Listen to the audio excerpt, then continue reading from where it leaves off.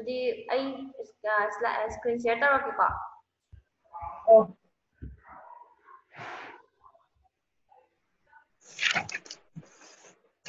ꯎꯕ꯭ꯔꯥ ꯌꯦꯡꯉꯣ ꯎꯔꯦ ꯎꯕ꯭ꯔꯥ ꯎꯏ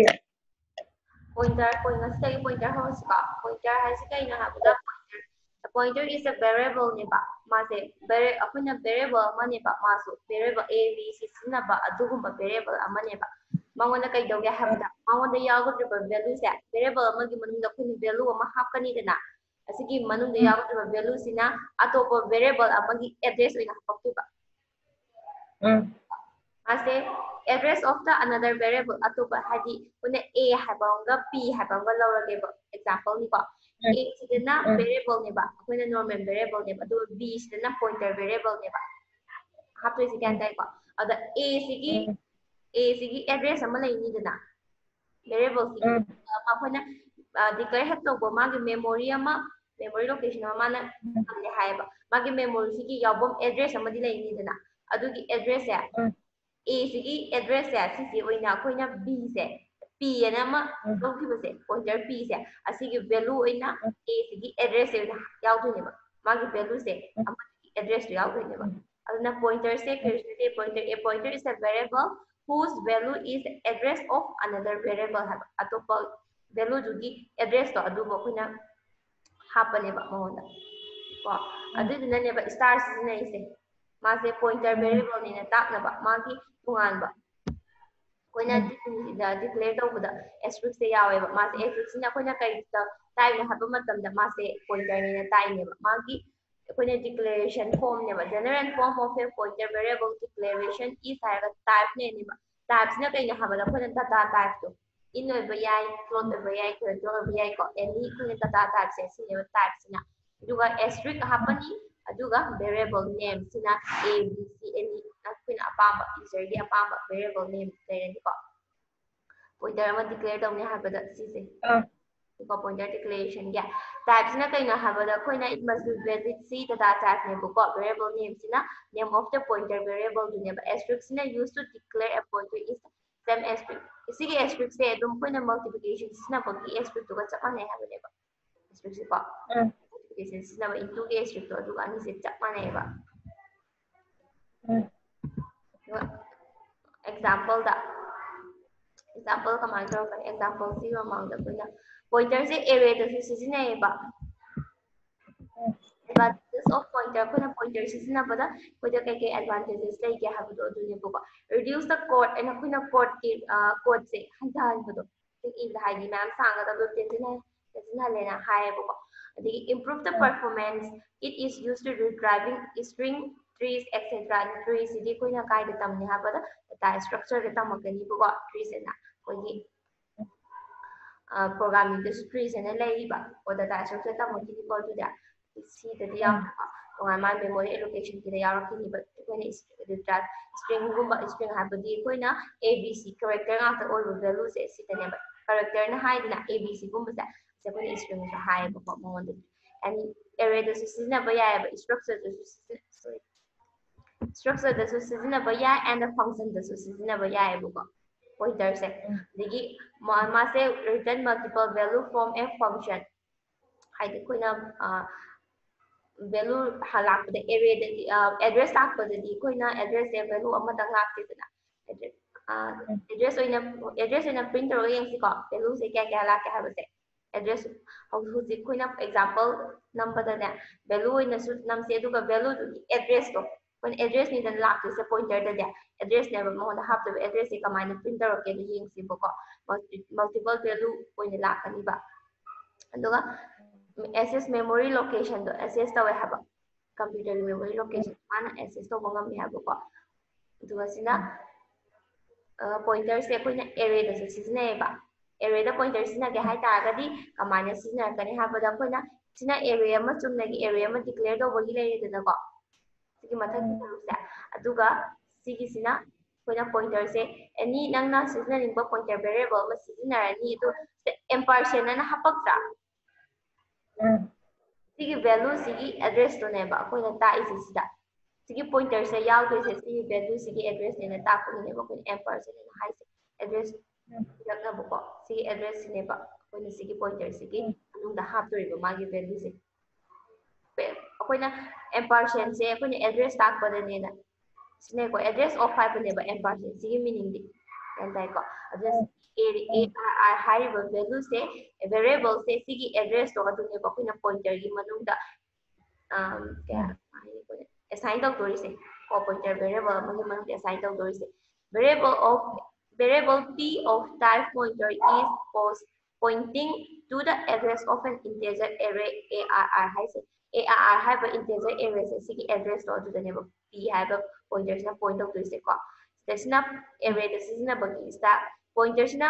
function da sizinabagi sta function da nahan star haraga ibuda star se hapuse kaigino na hangbudo reference format reference ta ko star out ga sizinayidina sina pointer function da sizinabagi sta yan tani ko sa example da yengsi ko sina smile declaration tawbada smile tawi haibana example da sige example se yengsi ko sina taba atopa example so dum pirake ko si hana yengsi ko ahanbada akoina si input stdio dot h lawani man lawani ko sawhalak na include stdio.h lawani main function lawani ko in variable ama lawreba khoina var haiba variable ama lawreba normal variable ko mo lose magi assign value se 20 assign tawreba ko aduga pointer variable ama mu declare tawreba star he yarama ba ma se pointer variable ne ta ini ko address mo da hapadre se kaino address of the another variable ne mo da hapto is assign tawdori se ko star p nam lawreba pointer variable ama lawreba adigi ip sida kai hape address of the another variable haita koina pointer se adu address ne ampersand har hapai sida address ta ne sigi var har variable sigi address to ip sida assign hai ne se ampersand ne se store address of variable in pointer variable sida var har variable sigi address to assign tawra ne ko sina duga koina variable sigi first mana assign the variable to milari na check tong na ko address of the variable asi hana namme ba var hariba variable se si si ga hana namme ba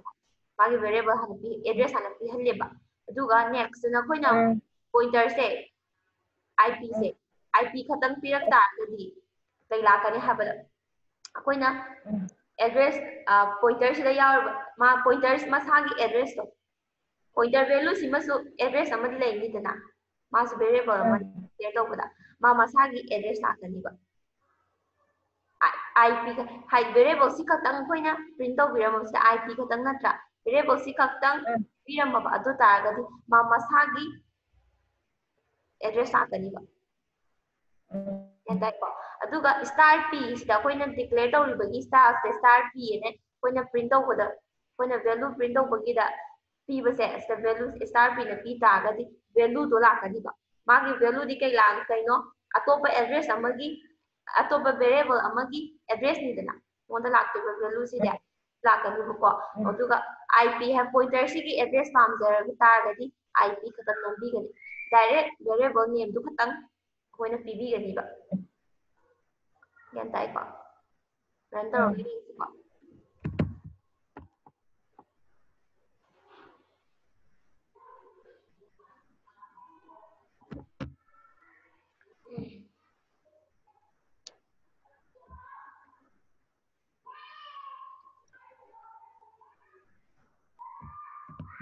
dan tana ba na kana program ama si is ko puthok si ko aduga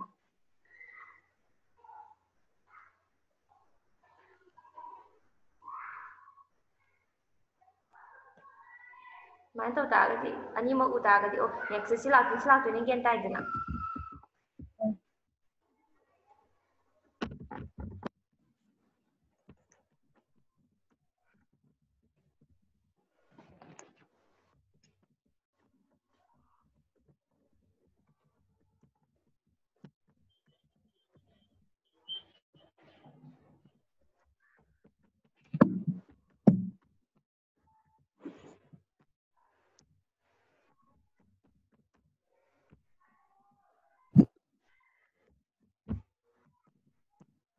ya dum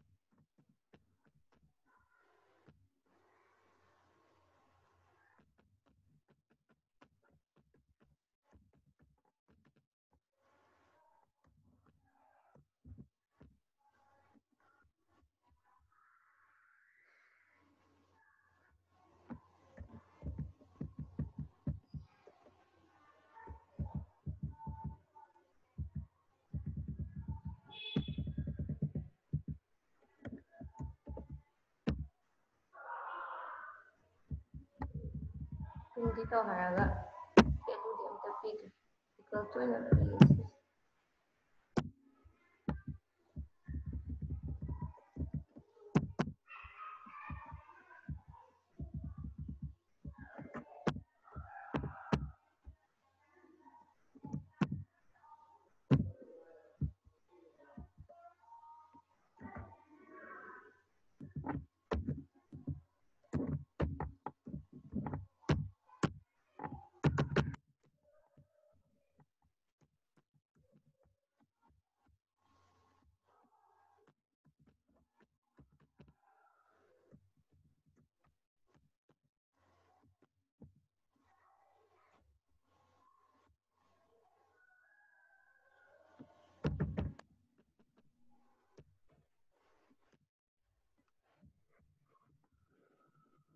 You're like to go.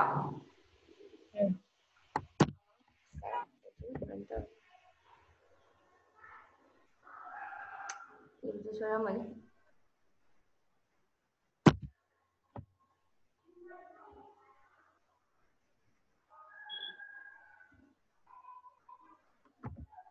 Itu kayak suara. Atau sudah. Itu suara mana? Dia yang mana kok? Dulu sih lah orang yang tebak itu tingginya ini.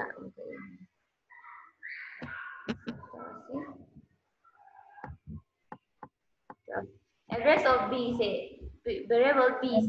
C address is 12 neba minus 12 neba ko aduga koina pointer variable P say address of pointer variable P say magi address pointer variable P say address hapni haidana terus integer nga to bani ko minus 12 guys aduga value of pointer P is equal to 10 entire ko Bigyan gi haba Yeah. it's minus la to ba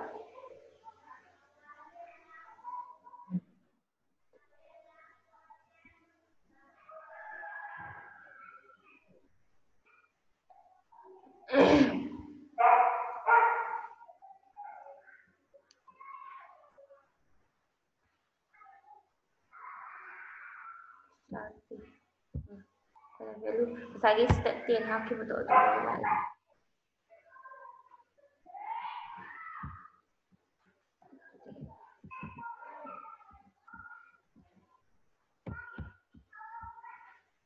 na ko na shopping daw bagi program ne ba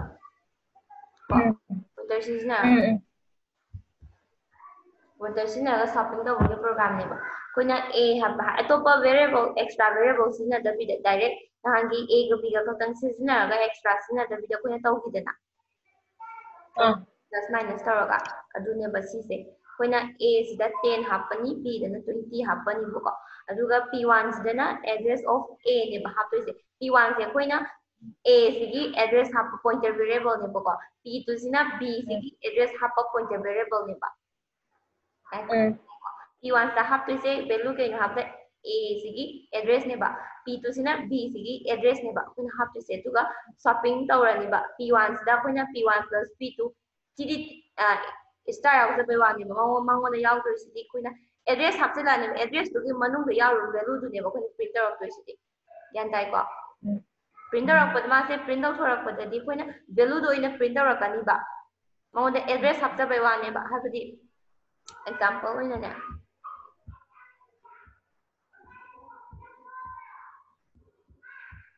no pe ham do ke ba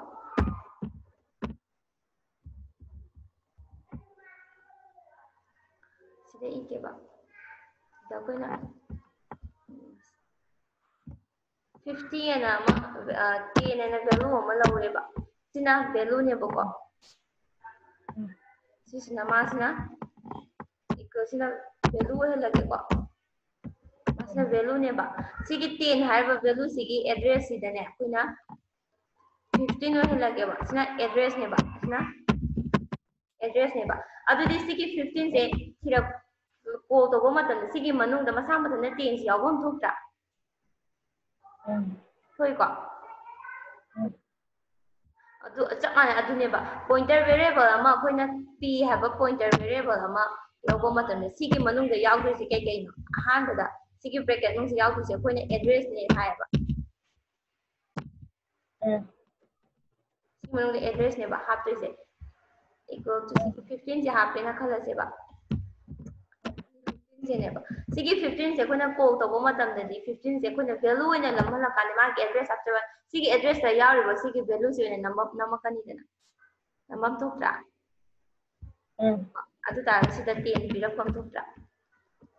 ꯑꯟꯁꯔꯁꯦ ꯁꯤꯅꯦꯕ ꯂꯥꯛꯇꯣꯏꯁꯦ ꯄꯣꯏꯟꯇꯔꯒꯤ address ꯍꯥꯞꯄꯦꯅ ꯃꯉꯣꯟꯗ ꯍꯣꯔꯦꯟ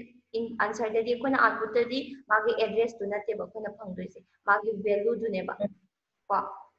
ꯑꯦꯗ꯭ꯔꯦꯁꯀꯤ ꯃꯅꯨꯡꯗ ꯌꯥꯎꯔꯤꯕ ꯚꯦꯂꯨꯁꯦ ꯑꯁꯤꯅꯦꯕ print ꯇꯧꯍꯟꯗꯣꯏꯁꯦ ꯍꯥꯏꯗꯤ ꯃꯥ direct ꯚꯦꯂꯨꯁꯦ ꯑꯣꯏꯅ ꯁꯤꯖꯤꯟꯅꯗꯕꯒꯤ ꯋꯥꯅꯤꯗ ꯑꯇꯣꯞꯄ ꯑꯦꯛꯁꯇ꯭ꯔꯥ ꯚꯦꯂꯨ ꯄꯣꯏꯟꯇꯔ ꯚꯦꯔꯤꯑꯦꯕꯜ ꯑꯃ ꯁꯤꯖꯤꯟꯅꯕꯒꯤ ꯋꯥꯅꯤꯗ ꯄꯣꯏꯟꯇꯔꯁꯤꯗ ꯑꯣꯏꯅ ꯍꯥꯞꯆꯤꯟꯕ ꯍꯥꯏꯇꯥꯔꯦ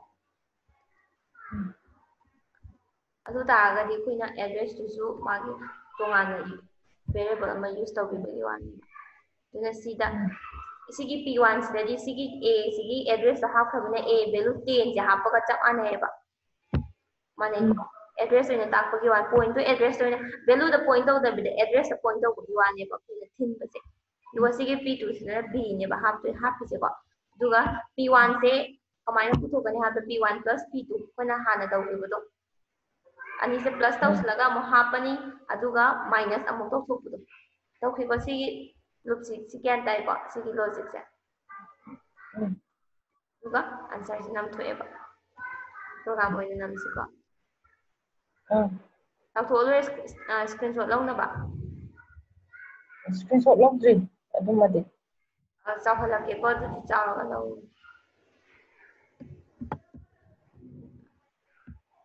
ꯂꯧꯔꯕ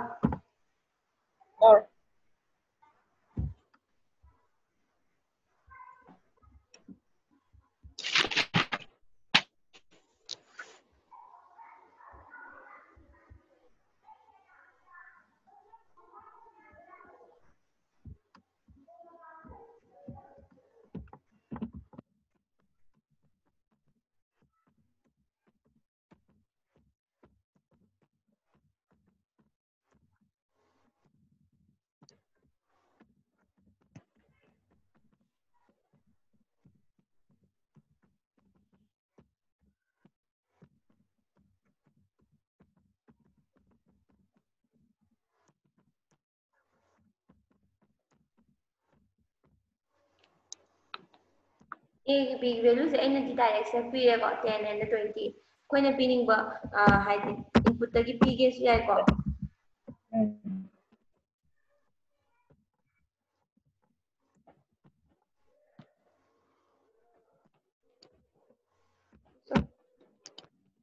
A ꯍꯥꯞꯄꯦ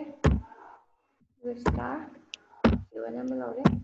ꯑꯦꯗ꯭ꯔꯦꯁ ꯑꯣꯐ B ꯍꯥꯞꯄꯦ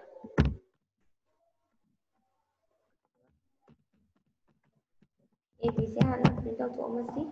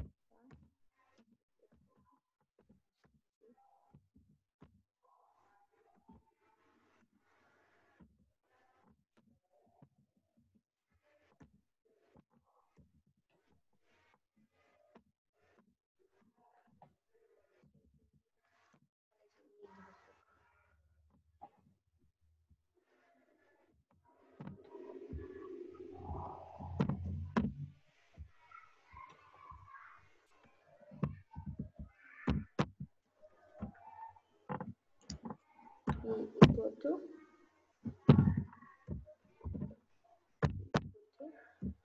star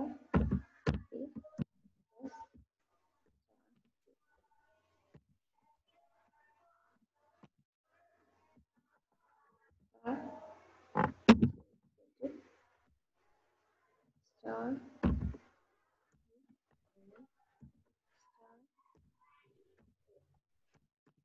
ꯁꯦ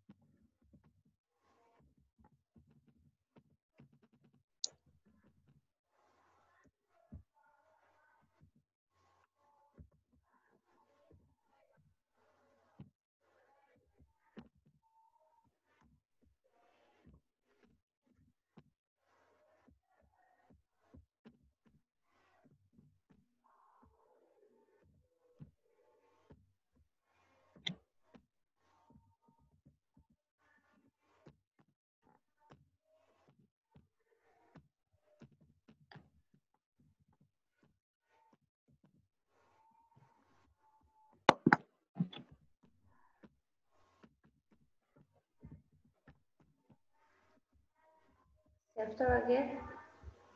ꯑꯗꯨꯒ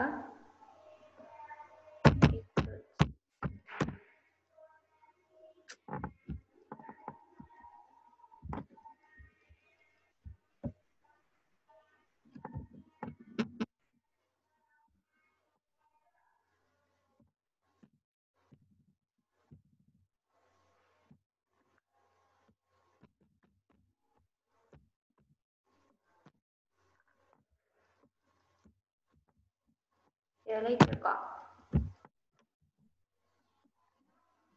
before shoppingꯗꯅ 15ꯒ 20ꯒ ꯂꯥꯛꯑꯦ after shoppingꯅ 20ꯒ 15ꯒ ꯂꯥꯛꯑꯦꯀꯣ ꯌꯥꯔꯦ shopping ꯇꯧꯕꯁꯦ shopping ꯁꯨꯃꯥꯏꯅ ꯇꯧꯗꯣꯏꯅꯦꯕ ꯑꯣꯡꯂꯤ ꯑꯩꯈꯣꯏꯅ A B ꯅ ꯚꯦꯂꯨ ꯑꯃ ꯂꯧꯁꯤꯜꯂ ꯃꯣꯏ ꯑꯅꯤꯒꯤꯁꯦ ꯚꯦꯂꯨ ꯑꯃꯗꯤ ꯍꯥꯟꯅ ꯂꯧꯔꯝꯗꯣꯏꯅꯦꯕ ꯍꯥꯏꯕꯗꯤ ꯑꯇꯣꯞꯄ ꯚꯦꯂꯨ ꯑꯃꯒꯤ ꯑꯦꯗ꯭ꯔꯦꯁ ꯍꯥꯞꯇꯣꯏꯅꯤꯅ ꯚꯦꯂꯨ ꯑꯃ ꯍꯥꯟꯅ ꯂꯧꯗꯕꯗꯤ ꯌꯥꯗ꯭ꯔꯦꯕꯀꯣ ꯚꯦꯔꯤꯑꯦꯕꯜ ꯑꯃ ꯍꯥꯟꯅ ꯂꯧꯗ ꯍꯥꯏꯔꯗꯤ ꯚꯦꯔꯤꯑꯦꯕꯜ ꯑꯃꯒꯤ ꯑꯦꯗ꯭ꯔꯦꯁ ꯍꯥꯞꯇꯣꯏ ꯚꯦꯔꯤꯑꯦꯕꯜ ꯑꯃ ꯍꯥꯟꯅ ꯂꯧꯔꯅꯤ ꯃꯥꯒꯤ ꯑꯦꯗ꯭ꯔꯦꯁ ꯑꯦꯁꯥꯏꯟ ꯇꯧꯁꯤꯟꯕꯤꯕꯒꯤ ꯋꯥꯅꯦꯕ ꯄꯣꯏꯟꯇꯔꯁꯦ ꯁꯣꯔꯤ ꯄꯣꯏꯟꯇꯔꯁꯦ ꯒ꯭ꯌꯥꯟ ꯇꯥꯗ꯭ꯔꯥ ꯇꯥꯏ ꯑꯗꯨꯗꯤ call by reference ꯂꯥꯛꯁꯤꯀꯣ function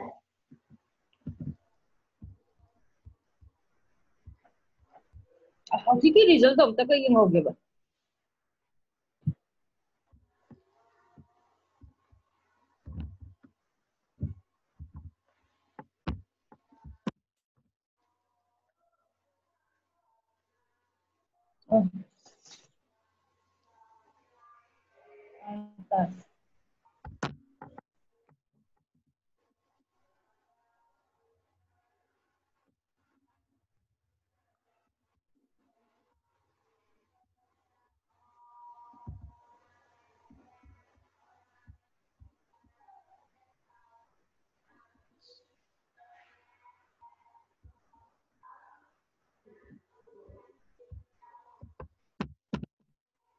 call by reference ꯂꯥꯛꯁꯤꯀꯣ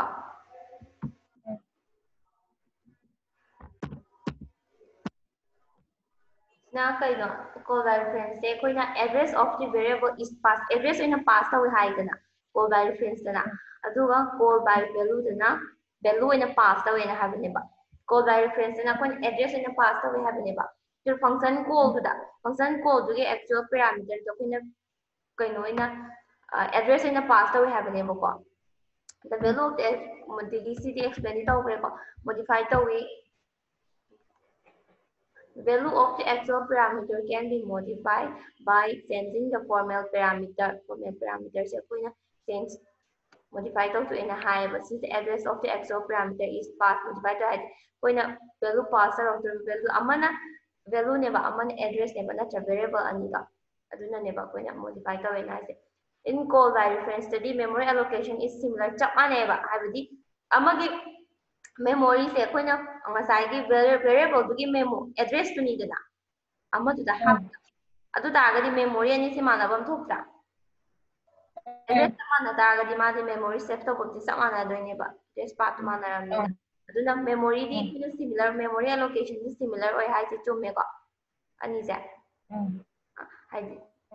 aduna adagi operation cd yarani operation in the function perform on the variable store at the address of the actual parameter ga haidi value sab mane habane modify taraga store tawriba value do amatu ani same address oigani habane ba actual parameter ga adagi formal parameter ga ani da leiriba koina value da modify tawthok taragasu thamaiba address to the store toriba address chap mane haibane ba habde koina a dugi address to pointer variable da hapai ne ba hapai ni ko sai pointer variable to the address da hapai ne ba manung da yauriba address di chap mana tra ko ani memory ta example da to pointer oina ko declare tawre ko sa address tharakpagi ne ba pointer ni na ma ya to pa ma gi address ta hapak to ni haba sida call to bose to address ne tharakpo yango sig address ne thare da ki ne ba difference wa te de chap mane ba da ko na nam ma sa gi star haraga variable name e ki da na ko adu ne ba si pointer do ina declare tawre ne ba adu da ko na sida sigi variable sida first da ko na address oina atopa ma du gi variable du gi address ama assign to selatra Nasa, ampersand A, ampersand B kayak B kayak na. Taruh ko. Mamang question na yun. O sige, shopping ito daw daga. So, P1 star P equal to ampersand A kayak taruh ko. Adugi, magi atopa beru amadugi pointer variable sida atopa variable amadugi address to assign to sila na. Adugi part to ne ba sige sila. Sida, sige po siya ko na sumakanda tarak to ne ba. Sige function call da layiro formal parameters from the tharak to ne ba natra. Aduda address oina sigi address oina sida hapakpa wani. Di function se program se kyan tabe tadaba mapado haro ay explain to bige duda.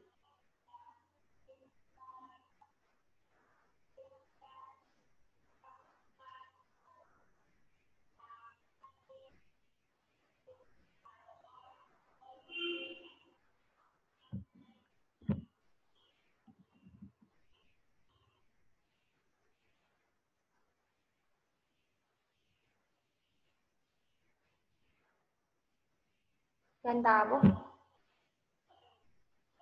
Yung ko tarakan haro.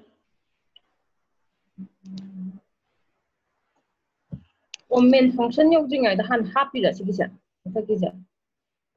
Sisinan ne sida sida.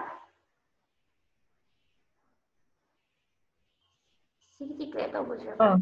우리 variable 시기네. Sise akhoi ne function se declare tawbada direct definition ni hapsin bado equal to 10 kaina. Do minus seasoner su yae ko direct aduga aina na han declare hana tawraga main function sigi maning na oina function irak bado iki ko adu minus seasoner sa ba example oina namago ni yeki ko ni abo man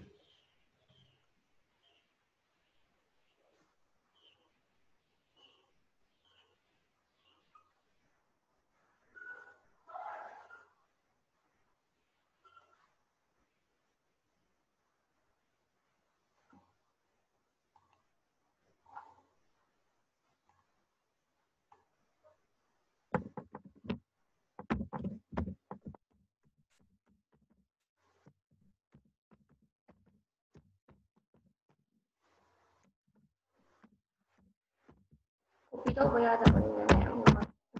hindi inalag ito ba def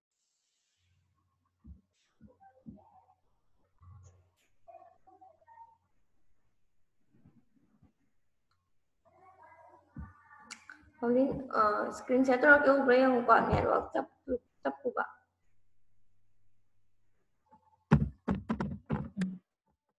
Tắt đi bộ. ai video off thằng kia còn network xem tận để tăng ngoài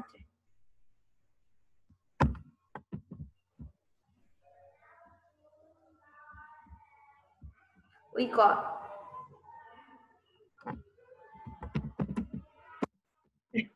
우디. Udi adudi nga ko screen share se off am ta tawge aduga on amo tarake ko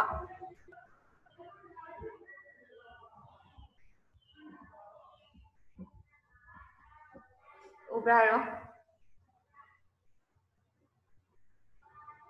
어디 봐, 어디 오드리. 쌉크랩. apa anh 쌉크랩, 쌉크랩. tang yeng si ko anh want di screen share tawri ba ai video on tawge video ubram ti yeng ba video di ubra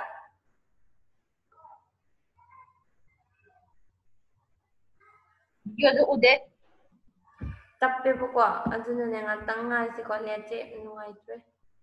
video ꯑꯃꯨꯛ of ꯇꯧꯔꯦ screen ꯁꯤꯌꯔ ꯇꯧꯔꯛꯀꯦ ꯎꯔꯛꯄ ꯃꯇꯝꯗ ꯍꯥꯏꯔꯛꯎꯀꯣ ꯎꯔꯦꯅ ꯎꯕ꯭ꯔꯥ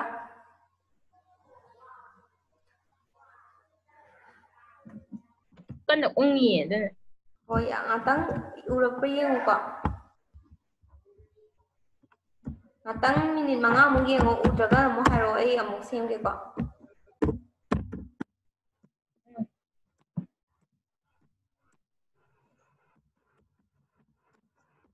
ꯎꯔꯦ ꯎꯔꯦ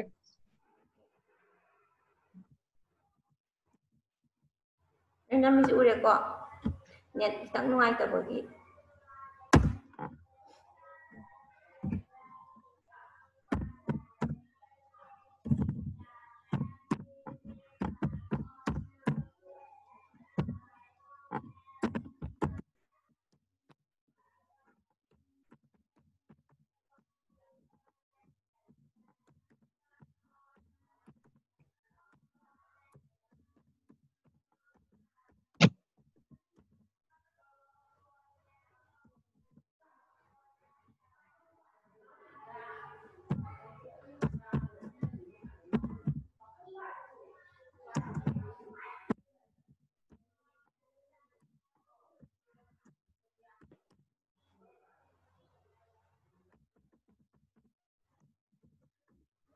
M% X ꯑꯅ ꯍꯥꯞꯄꯩꯁꯦ ꯎꯏꯀꯣ N ꯁꯥꯔꯒ M% X ꯑꯅ ꯍꯥꯞꯄꯩꯁꯦ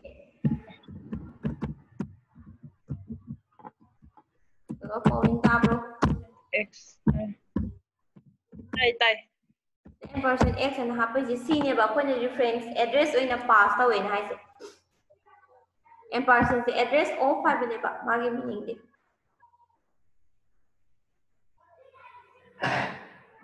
ꯁꯣꯔꯤ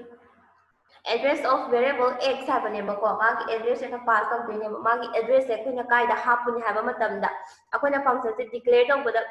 ꯄꯣꯏꯟ ꯑꯦꯁꯇ꯭ꯔꯤꯛ ꯅꯝꯃꯅ ꯇꯧꯈꯤꯗ꯭ꯔꯥ ꯁꯣꯔꯤ ꯑꯦꯁꯇ꯭ꯔꯤꯛ ꯅꯝꯕꯅ ꯇꯧꯔꯤꯁꯦ ꯑꯦꯁꯇ꯭ꯔꯤꯛ ꯅꯝꯁꯤꯗ ꯉꯁꯥꯏꯒꯤ ꯄꯣꯏꯟꯇꯔ ꯚꯦꯔꯤꯑꯦꯕꯜ ꯑꯣꯏꯅ ꯗꯤꯀ꯭ꯂꯦꯌꯔ ꯇꯧꯔꯕꯅꯤꯅ ꯄꯣꯏꯟꯇꯔ ꯚꯦꯔꯤꯑꯦꯕꯜꯁꯤꯗ address of the another variable ꯍꯥꯞꯄꯛꯏꯗꯅ ꯍꯥꯞꯄꯦ ꯍꯥꯏꯈꯤꯀꯣ ꯑꯗꯨꯒꯤ ꯑꯦꯗ꯭ꯔꯦꯁꯇꯣ ꯑꯗꯨꯅꯦꯕ X ꯁꯤꯒꯤ ꯑꯦꯗ꯭ꯔꯦꯁꯅꯦꯕ ꯑꯩꯈꯣꯏꯅ ꯁꯤꯒꯤ ꯅꯝꯁꯤꯗ ꯍꯥꯞꯄꯛꯇꯣꯏꯁꯦ ꯁꯤꯅ ꯄꯥꯁ ꯇꯧꯔꯛꯄ ꯃꯇꯝꯗ ꯁꯤꯗ ꯁꯤꯒꯤ ꯚꯦꯂꯨ X ꯒꯤ ꯚꯦꯂꯨꯁꯦ ꯑꯦꯗ꯭ꯔꯦꯁ ꯑꯣꯐ ꯗꯤ X ꯁꯤ ꯁ꯭ꯇꯥꯔ ꯅꯝꯁꯤꯗ ꯄꯥꯁ ꯇꯧꯈꯤꯗꯣꯏꯅꯦꯕ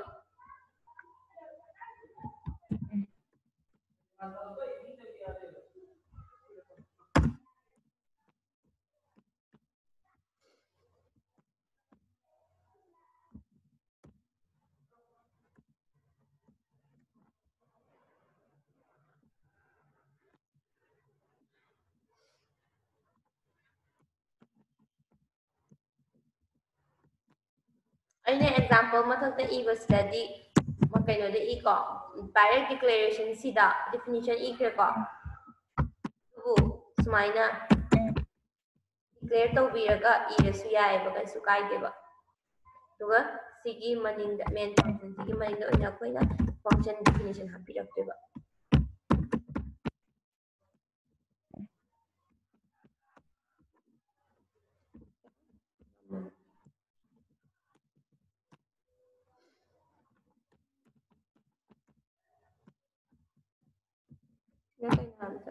ꯕꯤꯐꯣꯔ ꯑꯦꯗꯤꯡꯒꯁꯦ ꯇꯧꯗꯣꯏ ꯍꯥꯏꯗꯤ ꯄ꯭ꯂꯁ ꯇꯧꯗꯣꯏꯅꯦꯕ ꯄ꯭ꯂꯁ ꯇꯧꯗ꯭ꯔꯤꯀꯥꯟꯗꯅ ꯚꯦꯂꯨ ꯀꯌꯥ ꯂꯥꯛꯀꯦ 100 ꯂꯥꯛꯑꯅꯤ ꯄ꯭ꯂꯁ ꯇꯧꯔꯀꯥꯟꯗꯅ ꯀꯌꯥ ꯂꯥꯛꯀꯦ ꯍꯥꯏꯕꯗ ꯊꯣꯛꯍꯟꯕꯩ ꯋꯥꯅꯤꯗ ꯑꯩꯈꯣꯏꯅ ꯄꯥꯁ ꯇꯧꯔꯛꯄꯁꯦ ꯇꯧꯒꯦ ꯍꯥꯏꯔꯁꯨ ꯀꯩꯁꯨ ꯀꯥꯏꯗꯦꯀꯣ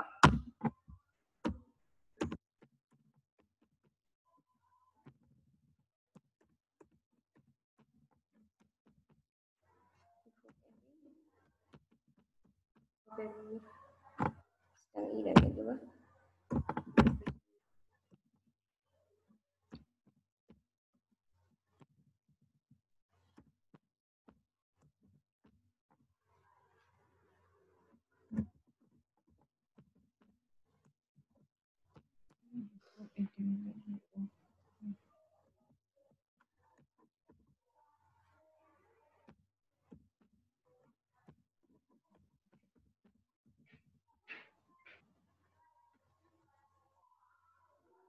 plus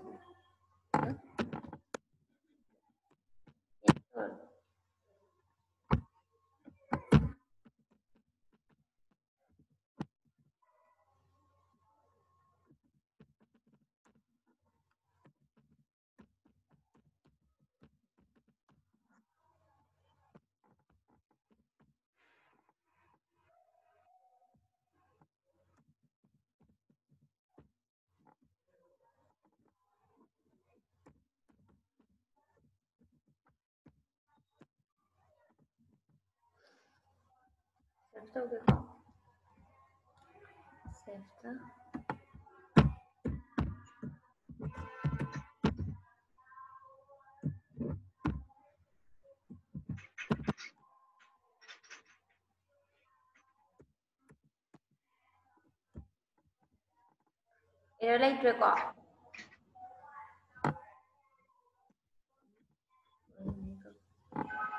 function call ꯇꯧꯗ꯭ꯔꯤꯀꯥꯟꯗꯁꯨ 100 ꯅ call ꯇꯧꯔꯕ ꯃꯇꯨꯡꯗ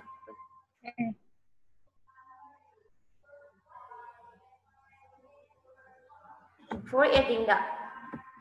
100 ꯂꯥꯛꯑꯦꯀꯣ after adding ꯗ 110 ꯂꯥꯛꯑꯦ function call ꯇꯧꯔꯕ ꯃꯇꯨꯡꯒꯤ value ꯁꯦ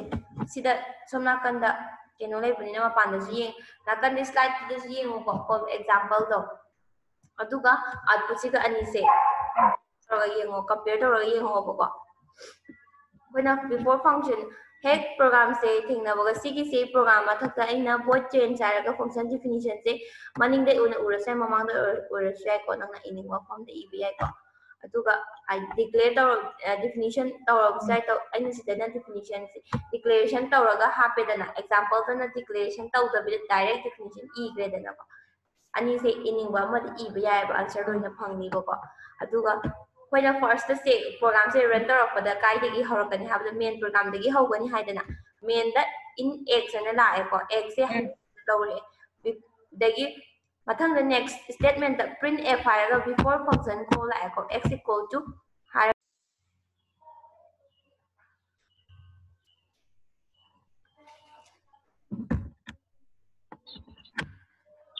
ꯇꯠꯈ꯭ꯔꯦ ꯍꯧꯖꯤꯛꯀꯤꯗꯣ ꯅꯦꯠꯋꯥꯛꯁꯦ ꯈꯤꯇꯪ ꯇꯠꯂꯦꯀꯣ ꯑꯩ ꯁ꯭ꯂꯥꯏꯗ ꯁ꯭ꯀ꯭ꯔꯤꯟ ꯁꯤꯌꯔ ꯇꯧꯔꯛꯀꯦ ꯎꯕ꯭ꯔꯥ ꯌꯦꯡꯉꯨꯀꯣ ꯎꯕ꯭ꯔꯥ ꯎꯗ꯭ꯔꯤ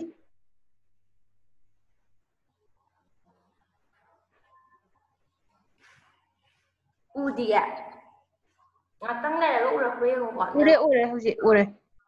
ꯑꯗꯨ ꯁꯤꯒꯤ ꯑꯥꯎꯠꯄꯨꯠꯁꯤꯒ ꯑꯗꯒꯤ ꯀꯩꯅꯣꯁꯤꯒ ꯑꯅꯤꯁꯦ ꯀꯝꯄꯦꯌꯔ ꯇꯧꯋꯣꯕ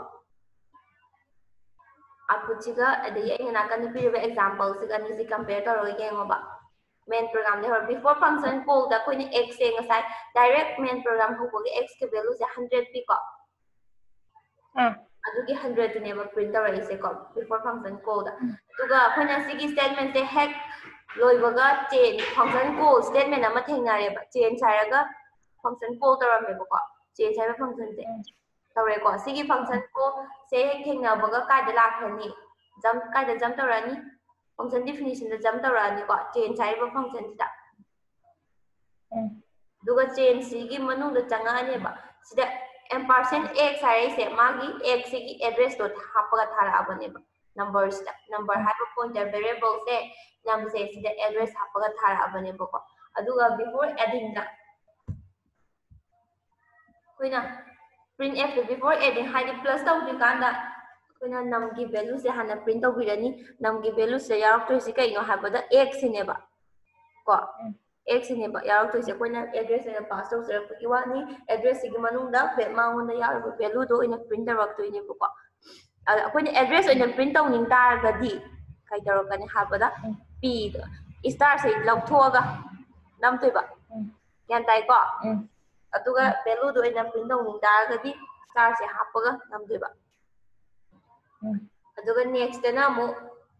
ꯅꯝꯁꯤꯗ 100 ꯄ꯭ꯂꯁ ꯇꯧꯔꯦꯕ ꯑꯩꯒꯤꯗꯤ 10 ꯈꯛꯇꯪꯅꯦꯕ ꯑꯩꯅ ꯄ꯭ꯂꯁ ꯇꯧꯈ꯭ꯔꯤꯗꯨꯀꯣ ꯑꯗꯨꯅ 110 ꯂꯥꯛꯏꯅꯦꯕ 100 ꯇꯧꯔꯝ ꯇꯥꯔꯒꯗꯤ 200 ꯂꯥꯛꯇꯣꯏꯅꯦꯕ ꯑꯗꯣ ꯅꯝꯁꯦ ꯄ꯭ꯂꯁ ꯇꯧꯔꯛꯄ ꯂꯣꯏꯔꯛꯑꯒ ꯑꯃꯨꯛ ꯑꯥꯐꯇꯔ ꯑꯦꯗꯤꯡꯗ ꯑꯃꯨꯛ ꯑꯩꯈꯣꯏꯅ ꯚꯦꯂꯨ ꯑꯃꯃꯨꯛ ꯄꯤꯁꯤꯜꯂꯛꯑꯦꯕ ꯑꯥꯐꯇꯔ ꯑꯦꯗꯤꯡ ꯚꯦꯂꯨꯁꯦ ꯑꯃꯨꯛ ꯄ꯭ꯔꯤꯟ ꯇꯧꯊꯣꯔꯛꯑꯦꯕ ꯑꯗꯨꯗ ꯑꯩꯈꯣꯏꯅ ꯅꯝꯁꯦ 110 ꯍꯥꯏꯅ ꯐꯪꯉꯦꯕ ꯑꯗꯨꯒ ꯐꯪꯁꯟ ꯂꯣꯏꯈ꯭ꯔꯦꯕ ꯆꯦꯟꯖ ꯍꯥꯏꯔꯤꯕ ꯐꯪꯁꯟꯁꯦ ꯁ꯭ꯇꯦꯠꯃꯦꯟ ꯀ꯭ꯂꯣꯖ ꯇꯧꯈ꯭ꯔꯦꯕ ꯇꯧꯈ꯭ꯔꯦꯀꯣ ꯑꯗꯨꯒ ꯉꯁꯥꯏꯒꯤ ꯆꯦꯟꯁꯤꯒꯤ ꯃꯈꯥꯗ ꯑꯗꯨꯒ ꯃꯦꯟ ꯐꯪꯁꯟꯗ ꯑꯃꯨꯛ ꯂꯥꯛꯑꯅꯤꯕ ꯄ꯭ꯔꯣꯒ꯭ꯔꯥꯝꯁꯦ ꯑꯗꯨꯒ print f ꯑꯅ ꯑꯃꯨꯛ ꯌꯥꯎꯔꯝꯃꯤꯕ ꯆꯦꯟꯁꯤꯒꯤ ꯃꯈꯥꯗ ꯑꯁꯤꯒꯤ print f ꯍꯥꯏꯕ ꯁ꯭ꯇꯦꯠꯃꯦꯟꯠꯁꯦ ꯑꯃꯨꯛ ꯑꯦꯛꯖꯤꯀ꯭ꯌꯨꯠ ꯇꯧꯔꯛꯏꯅꯦꯕ ꯑꯐꯇꯔ ꯐꯪꯁꯟ ꯀꯣꯜꯗ ꯑꯃꯨꯛ x ꯒꯤ ꯚꯦꯂꯨ ꯀꯌꯥ ꯑꯣꯏꯔꯛꯏ 110 ꯑꯣꯏꯔꯦꯕ ꯉꯁꯥꯏ ꯐꯪꯁꯟ ꯀꯣꯜꯗ ꯑꯩꯈꯣꯏꯅ x ꯇꯣ ꯅꯝꯗ ꯄꯥꯁ ꯇꯧꯔꯒ ꯅꯝꯗ 110 ꯍꯥꯞꯈ꯭ꯔꯕꯅꯤꯅ ꯁꯣꯝ ꯅꯥꯀꯟꯗ ꯐꯪꯁꯟ ꯀꯣꯜ ꯃꯇꯨꯡꯗꯗꯤ x ꯇꯨꯅꯦꯕ ꯉꯁꯥꯏ ꯅꯝꯗ ꯍꯥꯞꯄꯤꯁꯦ ꯅꯠꯇ꯭ꯔꯥ ꯑꯗꯨꯅ x ꯒꯤ ꯚꯦꯂꯨꯁꯦ 110 ꯂꯥꯛꯏꯅꯦꯕ ꯒ꯭ꯌꯥꯟ ꯇꯥꯔꯦꯀꯣ ꯔꯤꯐꯔꯦꯟꯁ ꯀꯣꯜ ꯕꯥꯏ ꯔꯤꯐꯔꯦꯟꯁ ꯒ꯭ꯌꯥꯟ ꯇꯥꯔꯕ ꯌꯦꯡꯉꯣ ꯍꯥꯏꯐꯦꯠ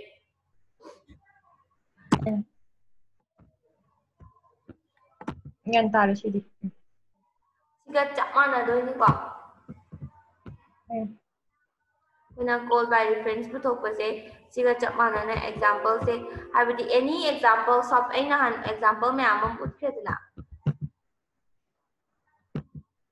ꯕꯥꯏ ꯚꯦꯂꯨꯒꯤ ꯑꯦꯛꯖꯥꯝꯄꯜ ꯃꯌꯥꯝ ꯊꯦꯡꯅꯒ꯭ꯔꯗ꯭ꯔꯥ ꯁꯤꯗꯗꯤ ꯑꯦꯛꯖꯥꯝꯄꯜ ꯌꯥꯎꯗ꯭ꯔꯦꯀꯣ ꯀꯣꯜ ꯕꯥꯏ ꯚꯦꯂꯨꯒꯤ ꯑꯩꯈꯣꯏꯅ ꯁꯣꯞꯄꯤꯡ ꯇꯧꯕꯒꯤ ꯇꯧꯈꯤꯕ꯭ꯔꯥ ꯁꯣꯔꯇꯦꯠ ꯇꯧꯕꯒꯤꯗ ꯇꯧꯈꯤꯕ꯭ꯔꯥ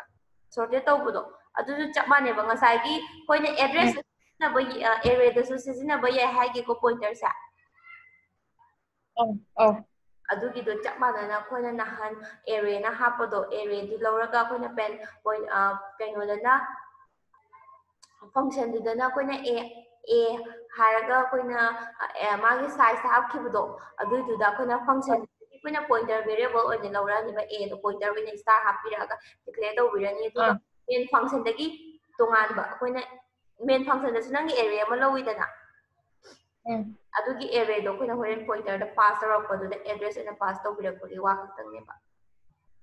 ꯆꯞ ꯃꯥꯟꯅꯗꯣꯏꯅꯦꯕ ꯍꯥꯏꯗꯤ ꯑꯃꯗꯨ ꯑꯣꯡꯂꯤ ꯑꯃꯗꯨꯅ ꯁ꯭ꯇꯥꯔ ꯍꯥꯞꯄꯤꯔꯛꯄ ꯈꯛꯇꯪꯅꯦꯕ ꯑꯗꯨꯒ ꯑꯩꯈꯣꯏꯅ ꯚꯦꯂꯨ ꯄꯥꯁ ꯇꯧꯔꯛꯄ ꯃꯇꯝꯗ ꯅꯪꯅ ꯚꯦꯂꯨꯗꯣ ꯗꯥꯏꯔꯦꯛ ꯚꯦꯔꯤꯑꯦꯕꯜꯗꯨ ꯏꯔꯛꯄꯗꯣ ꯃꯍꯨꯠ ꯁꯤꯟꯕꯩ ꯋꯥꯅꯤꯗ ꯑꯗꯨꯗ ꯑꯦꯝꯄꯔꯁꯦꯟ ꯈꯛ ꯍꯥꯞꯆꯤꯜꯂꯛꯄꯩ ꯋꯥꯅꯦꯕ ꯌꯥꯏꯀꯣ ꯀꯩꯝꯇ ꯈꯦꯠꯅꯕ ꯅꯠꯇꯦ ꯀꯣꯜ ꯕꯥꯏ ꯔꯤꯐꯔꯦꯟꯁ ꯑꯃꯅ ꯑꯦꯗ꯭ꯔꯦꯁ ꯑꯣꯏꯅ ꯄꯥꯁ ꯇꯧꯔꯛꯄꯅꯤ ꯑꯃꯅ ꯚꯦꯂꯨ ꯑꯣꯏꯅ ꯄꯥꯁ ꯇꯧꯔꯛꯄꯒꯤ ꯋꯥꯅꯤ ꯑꯦꯗ꯭ꯔꯦꯁ ꯑꯣꯏꯅ ꯄꯥꯁ ꯇꯧꯔꯛꯄꯗꯤ ꯑꯩꯈꯣꯏꯅ ꯑꯦꯗ꯭ꯔꯦꯁ ꯑꯣꯏꯅ ꯁꯤꯖꯤꯟꯅꯕꯗꯤ ꯗꯥꯏꯔꯦꯛ ꯁ꯭ꯇꯥꯔ ꯍꯥꯞꯄꯛꯄꯁꯦ ꯄꯣꯏꯟꯇꯔꯒꯤ ꯑꯦꯗ꯭ꯔꯦꯁ ꯑꯣꯐ ꯗ ꯑꯅꯗꯔ ꯚꯦꯔꯤꯑꯦꯕꯜꯅꯤꯅ ꯄꯣꯏꯟꯇꯔ ꯁꯤꯖꯤꯟꯅꯍꯜꯂꯛꯄꯒꯤ ꯋꯥꯅꯦꯕ ꯑꯦꯗ꯭ꯔꯦꯁ ꯄꯥꯁ ꯇꯧꯔꯛꯄꯗ ꯒ꯭ꯌꯥꯟ ꯇꯥꯔꯅꯤ ꯇꯥꯔꯅꯤ ꯍꯥꯏꯐꯦꯠ ꯑꯦꯛꯖꯥꯝꯄꯜ ꯀꯣꯏꯁꯟ ꯑꯗꯨꯝ ꯍꯥꯟꯅ ꯑꯩꯈꯣꯏꯅ ꯇꯧꯈꯤꯕ ꯑꯦꯛꯖꯥꯝꯄꯜ ꯀꯣꯏꯁꯟ ꯄꯥꯁ ꯕꯥꯏ ꯚꯦꯂꯨꯒꯤ ꯑꯦꯛꯖꯥꯝꯄꯜꯁꯤꯡꯗꯣ ꯑꯗꯨꯗ call by reference or pass by ꯔꯤꯐꯔꯦꯟꯁꯀꯤ ꯑꯣꯏꯅ ꯑꯦꯛꯖꯥꯝꯄꯜ ꯏꯊꯣꯛꯑꯒ ꯇꯥꯕ꯭ꯔꯅ ꯌꯦꯡꯉꯨꯕ ꯆꯦꯛ ꯇꯧꯔꯨꯕ ꯄ꯭ꯔꯣꯒꯥꯝꯗꯣ ꯑꯗꯨꯒ ꯒ꯭ꯌꯥꯟ ꯇꯥꯗ꯭ꯔꯒꯅ ꯅꯦꯛꯁ ꯀ꯭ꯂꯥꯁꯇꯩꯒ ꯇꯧꯃꯤꯟꯅꯔꯁꯤ ꯒ꯭ꯌꯥꯟ ꯇꯥꯔꯒꯅ ꯌꯥꯔꯦꯅ ꯄꯣꯏꯟꯇꯔ ꯂꯣꯏꯔꯦ ꯄꯣꯏꯟꯇꯔꯗꯤ ꯁꯤ ꯈꯛꯇꯪꯅꯦꯕ ꯄꯣꯏꯟꯇꯔꯗ ꯑꯩꯈꯣꯏ ꯅꯜ ꯄꯣꯏꯟꯇꯔ ꯍꯥꯏꯅ ꯑꯃꯕꯨꯗꯤ ꯂꯩꯀꯣ ꯅꯜ ꯄꯣꯏꯟꯇꯔꯁꯤꯅ ꯑꯩꯈꯣꯏꯅ ꯀꯩꯅꯣ ꯍꯥꯏꯕꯗ ꯚꯦꯔꯤꯑꯦꯕꯜ ꯗꯥꯏꯔꯦꯛ ꯑꯩꯈꯣꯏꯅ ꯄꯣꯏꯟꯇꯔꯁꯦ ꯂꯧꯁꯤꯜꯂꯛꯄꯗ ꯁꯣꯔꯤ ꯄꯣꯏꯟꯇꯔ ꯍꯥꯏꯗ꯭ꯔꯒꯁꯨ ꯑꯦꯅꯤ ꯚꯦꯔꯤꯑꯦꯕꯜ ꯑꯃ ꯂꯧꯁꯤꯜꯂꯛꯄꯗ ꯑꯩꯈꯣꯏꯅ ꯚꯦꯂꯨ ꯖꯦꯔꯣ ꯍꯥꯞꯄ ꯖꯦꯔꯣ ꯃꯤꯟꯁ ꯅꯜ ꯀꯩꯝ ꯍꯥꯞꯇꯕꯒ ꯆꯞ ꯃꯥꯟꯅꯩꯗꯅ ꯑꯗꯨꯅ ꯑꯩꯈꯣꯏꯅ ꯄꯣꯏꯟꯇꯔ ꯗꯤꯀ꯭ꯂꯦꯌꯔ ꯇꯧꯕꯗ ꯄꯣꯏꯟꯇꯔ ꯚꯦꯔꯤꯑꯦꯕꯜ ꯏꯀ꯭ꯋꯦꯜ ꯇꯨ ꯅꯜ ꯍꯥꯏꯔꯒ ꯇꯧꯔꯝꯕꯩ ꯋꯥꯅꯦꯕ ꯄꯦꯔꯥꯃꯤꯇꯔ ꯍꯥꯞꯇꯁꯨ ꯌꯥꯕꯒꯤ ꯐꯤꯕꯝ ꯂꯥꯕ ꯑꯗꯨꯏꯗꯤ ꯑꯗꯨꯅ ꯐꯪꯁꯟ ꯀꯣꯜꯗ ꯁꯤꯖꯤꯟꯅꯕ ꯅꯠꯇꯦꯕ ꯑꯣꯡꯂꯤ ꯑꯩꯈꯣꯏꯅ ꯆꯨꯝꯅꯒꯤ ꯀꯩꯅꯣ ꯄ꯭ꯔꯣꯒ꯭ꯔꯥꯝ ꯅꯝꯕꯁꯦ ꯑꯩꯁꯤꯗ ꯑꯩ ꯄꯣꯏꯟꯇꯔꯗꯨ ꯀꯩ ꯍꯥꯏ ꯁꯦꯞ ꯇꯧꯔꯤꯅꯣ ꯀꯥꯎꯕ ꯍꯥꯏꯈꯤꯕ ꯄꯣꯏꯟꯇꯔ ꯊꯥꯕ ꯑꯃ ꯌꯥꯎꯈꯤꯀꯣ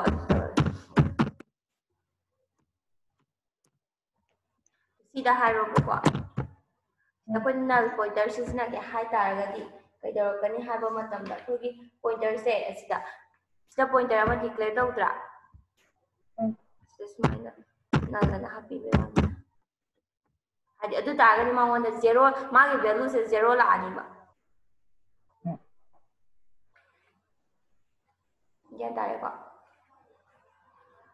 ꯍꯥꯏꯗꯤ ꯃꯉꯣꯟꯗ ꯚꯦꯂꯨ ꯖꯦꯔꯣ ꯍꯥꯞꯄꯦꯅ ꯍꯥꯏꯗꯣꯏꯅꯦꯕ ꯅꯜ ꯍꯥꯏꯗꯤ ꯀꯩꯝꯇ ꯍꯥꯞꯇꯕꯒ ꯃꯥꯟꯅꯩꯗꯅ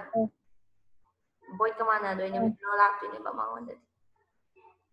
ꯅꯜꯒ ꯄꯣꯏꯟꯇꯔꯗ ꯅꯜ ꯄꯣꯏꯟꯇꯔ ꯍꯥꯏꯕ ꯑꯃꯒ ꯄꯣꯏꯟꯇꯔꯒ ꯑꯅꯤ ꯂꯩꯕ ꯋꯥꯅꯤ ꯄꯣꯏꯟꯇꯔꯁꯤꯗ ꯄꯣꯏꯟꯇꯔ ꯁꯤꯖꯤꯟꯅꯔꯒ ꯄ꯭ꯔꯣꯒ꯭ꯔꯥꯝ ꯏꯕ ꯈꯔ ꯍꯌꯦꯡ ꯅꯦꯛꯁ ꯀ꯭ꯂꯥꯁꯇ ꯌꯦꯡꯉꯁꯤꯀꯣ ꯍꯧꯖꯤꯛꯀꯤ ꯐꯥꯎꯗꯤ ꯄꯣꯏꯟꯇꯔꯁꯦ ꯀꯃꯥꯏꯅ ꯁꯤꯖꯤꯟꯅꯅꯤ ꯍꯥꯏꯕꯗꯣ ꯑꯗꯨꯒꯤꯗꯤ ꯂꯣꯏꯔꯦ ꯑꯗꯨꯒ ꯄꯣꯏꯟꯇꯔꯁꯦ ꯁꯤꯖꯤꯟꯅꯔꯒ ꯑꯩꯈꯣꯏꯅ ꯄ꯭ꯔꯣꯒ꯭ꯔꯥꯝ ꯏꯕꯗ ꯑꯦꯔꯦꯗ ꯁꯤꯖꯤꯟꯅꯕ ꯐꯪꯁꯟꯗꯗꯤ ꯍꯧꯖꯤꯛ ꯀꯃꯥꯏꯅ ꯁꯤꯖꯤꯟꯅꯔꯅꯤꯗꯅ ꯑꯦꯔꯦꯗꯅ ꯑꯃꯨꯛ ꯀꯃꯥꯏꯅ ꯁꯤꯖꯤꯟꯅꯅꯤ ꯍꯥꯏꯕꯗꯣ ꯅꯦꯛꯁ ꯀ꯭ꯂꯥꯁꯇ ꯌꯦꯡꯉꯁꯤ ꯑꯗꯨꯒ ꯁꯤꯒꯤ ꯄ꯭ꯔꯣꯒ꯭ꯔꯥꯝꯁꯤꯡꯁꯦ ꯅꯪꯅ ꯀꯣꯜ ꯕꯥꯏ ꯔꯤꯐꯔꯦꯟꯁꯇꯣ ꯍꯥꯟꯅꯒꯤ ꯀꯣꯜ ꯕꯥꯏ ꯚꯦꯂꯨ ꯏꯈꯤꯕꯁꯤꯡꯗꯣ ꯔꯤꯐꯔꯦꯟꯁꯇ ꯏꯊꯣꯛꯑꯒ ꯒ꯭ꯌꯥꯟ ꯇꯥꯕ꯭ꯔꯅ ꯍꯥꯏꯐꯦꯠ ꯌꯦꯡꯊꯣꯛ ꯍꯣꯏ ꯂꯣꯏꯁꯤꯜꯂꯁꯤꯀꯣ ꯑꯗꯨꯗꯤ